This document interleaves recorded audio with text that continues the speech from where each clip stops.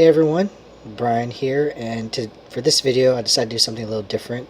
I decided to crack a pack of Modern Masters, talk about the cards that I open, what card I would take if I was doing a draft, and talk about if they're good in actually constructed Modern or not.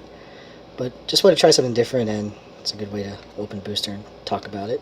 So here we go. First thing is, these packs are so weird now. I don't know how I feel about the gum pack style packaging, but it does make it easier to open.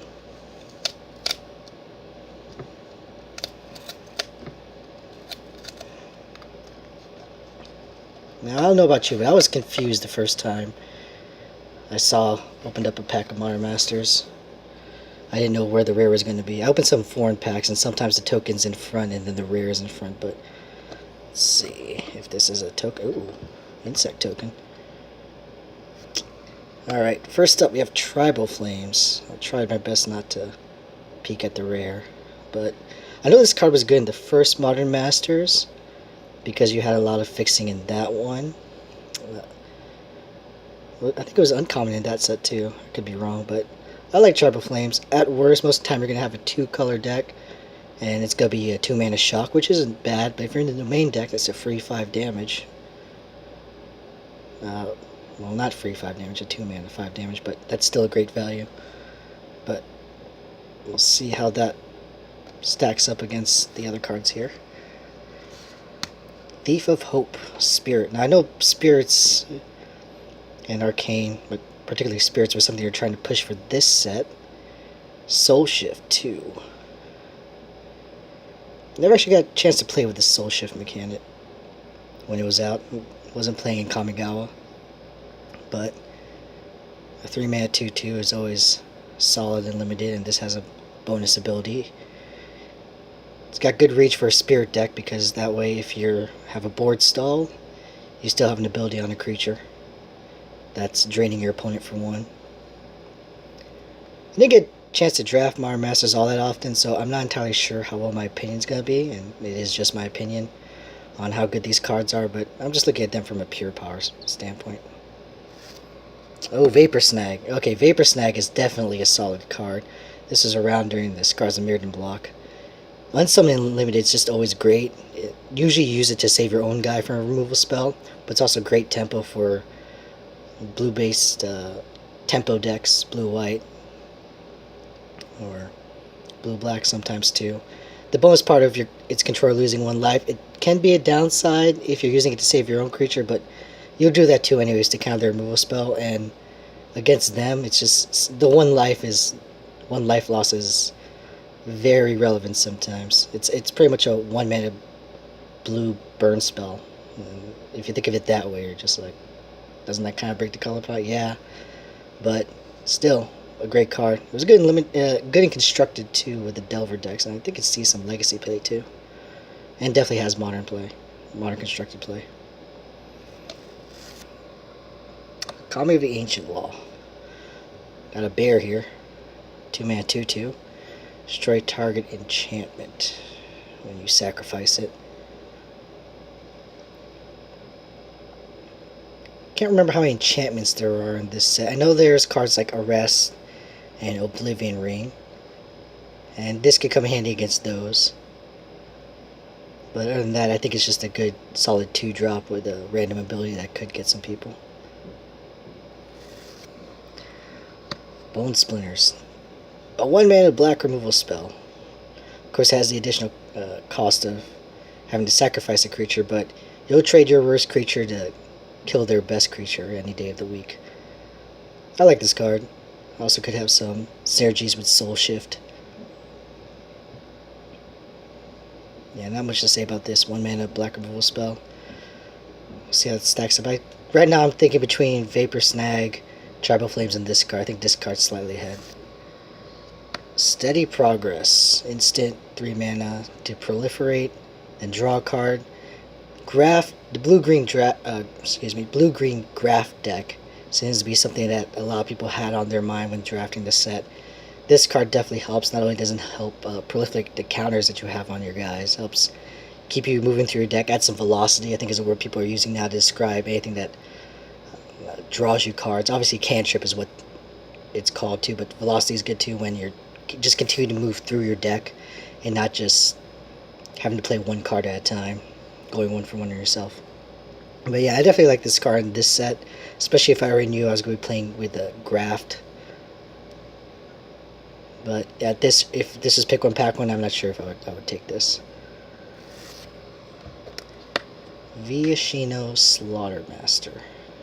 2 mana, 1/1 double strike, and if you're playing with black and green also, you can give him +1/+1. Activate this ability only once each turn. Not quite a mana sink. Turns into a 2/2 double striker, which is really good. Helps trade with 4/4s or X4s, and can't be chump blocked by creatures with 1 toughness because they just can't be traded with creatures that only have 1 toughness because he can strike them down.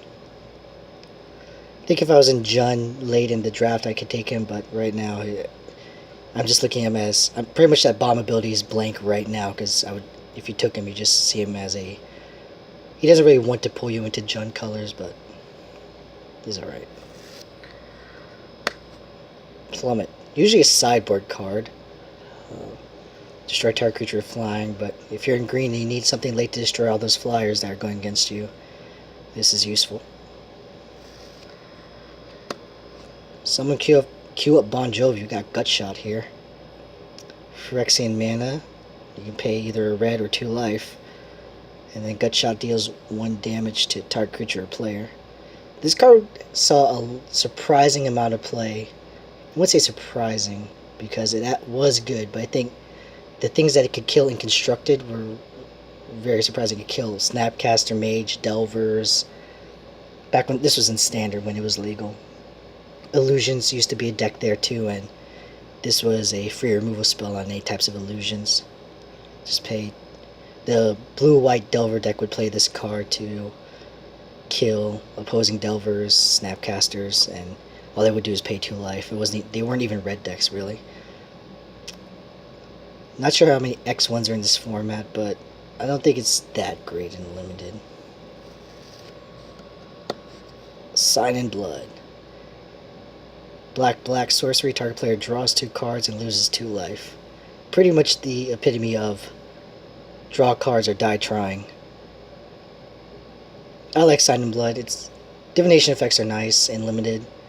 This could also be used as a black burn spell to kill off your opponent in the late game if there are 2 life, but the board seemed to be stalled and you just need some way to finish off the game.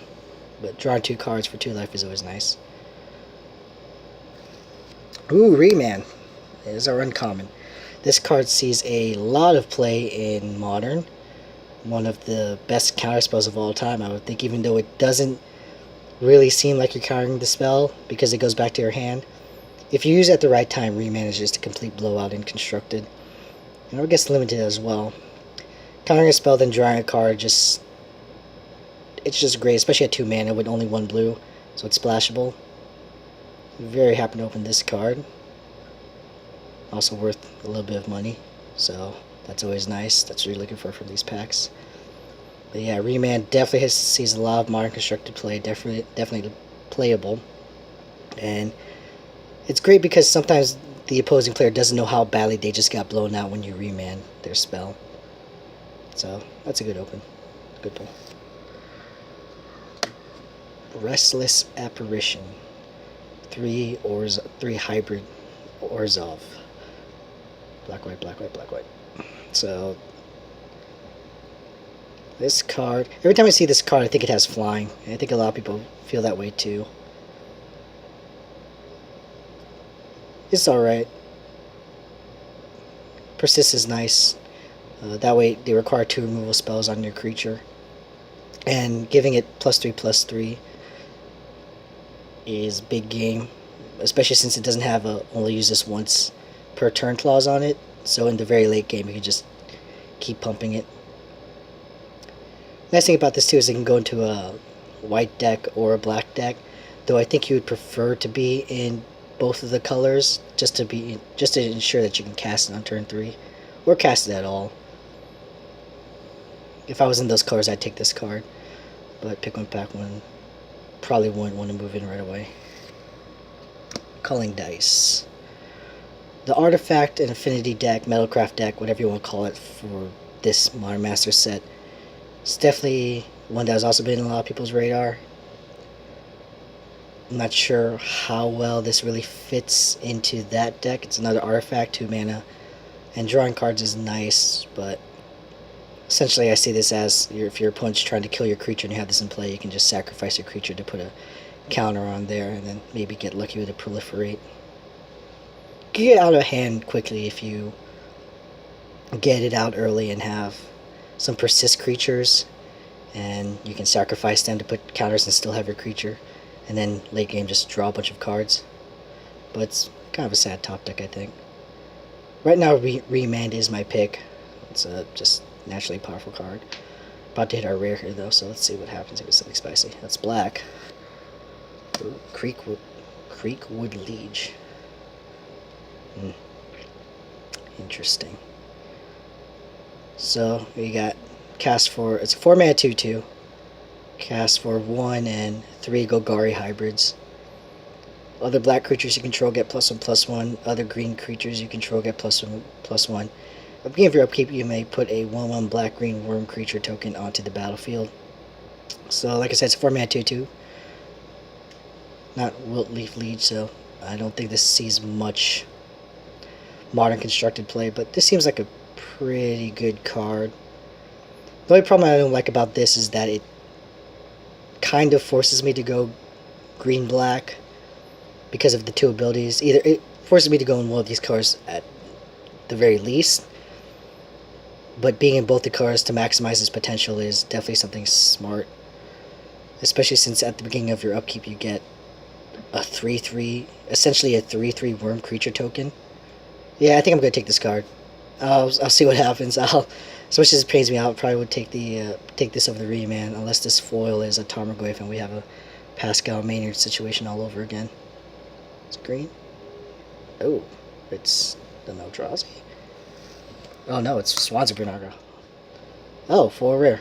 That's nice. I don't know why I thought it was an Eldrazi from this angle. It looked like it was just one of those non-borders. But Swansea Bryn Argyle is a very interesting card. It had the constructed one-shot glass cannon with seismic assault, where you would just draw infinite cards, discarding a bunch of cards. I can't remember how the combo goes, but I remember that was the combo. This card reads very weird, and not because of the Bryn, which is like Brian without an A. I think some people think that this card just draws them cards that prevents the damage that dealt to it, and they draw cards. Like the owner or controller of Swansea Bryn Argo draws the cards, but it's actually whoever's dealing the damage, so it's a little risky to let your opponent draw a lot of cards if they're trying to deal damage to it, especially if you use it to block. As much as I like a 4 mana 4/3 flyer in limited, I think this ability is just a little too high risk for me. Especially since I personally like having more cards than my opponent, and they find a way to abuse that. Yeah, I think my pick from this pack would be,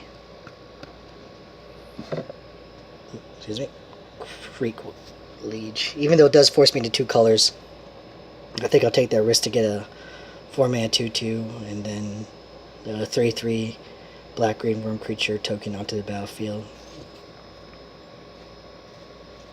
I think it's close between this and Reman. Maybe Reman isn't as great and limited as I think it is. I think for me, my top 4 is going to be this Creekwood Liege, Reman, Bone Splitters, and where'd you go? Tribal Flames. I like removal spells, but I also like bomb rares, and I also like counter spells. So I think, let's get the swans out of here.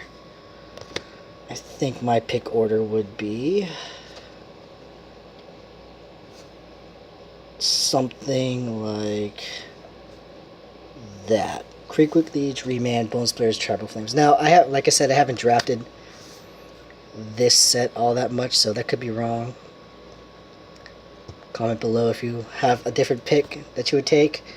And yeah, I'm happy with this pack. I got a Reman and a full rare, so didn't win the Foil Goyf lottery, but that's okay. Anyways, thanks for watching.